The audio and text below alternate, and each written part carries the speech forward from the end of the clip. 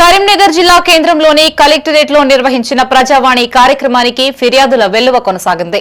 వివిధ ప్రాంతాల నుండి విచ్చేసిన బాధితులు తమ దరఖాస్తులని కలెక్టర్ చిత్రా మిశ్రాకు అందజేశారు.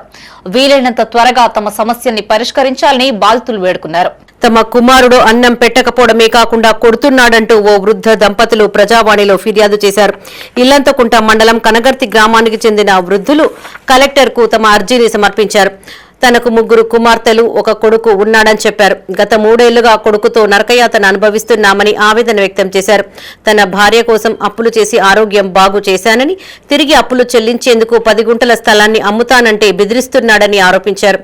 అధికారులు స్పందించి న్యాయం చేయాలని ఆ వృద్ధులు కోరుతున్నారు. కొడుకు అన్నం పెడతలేడు, దెబ్బలు కొడతాడు, ఎటువంటి తిరుగుతాడు.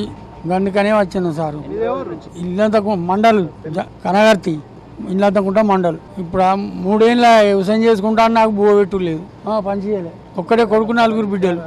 కలెక్టర్ ఆఫీస్ కలెక్టర్ అమ్మకి ఇచ్చాను. నేను ఫోన్ చేసినారు రారి అన్నది. మేము ఏం చెప్పినా నాకు అన్నం పెట్టి నా బాకీ కడితే కథం. బాకీ అయింది 3 ఏళ్ళ నేను చదువుకోవాలి. 3 లక్షలు 4 లక్షలు బాకీ అయింది. అయితే 10 గుంటలంతా భూమి అమ్ముతానంటే అమ్మేది ఏం చేసుకుంటావో చేసుకోవాలి లంజవాడు. కానీ కొట్టిండు, మసీద్ దాకా తరివిండు, ఊళ్ళకి వెళ్ళి ఇంటికాడికి వెళ్ళి.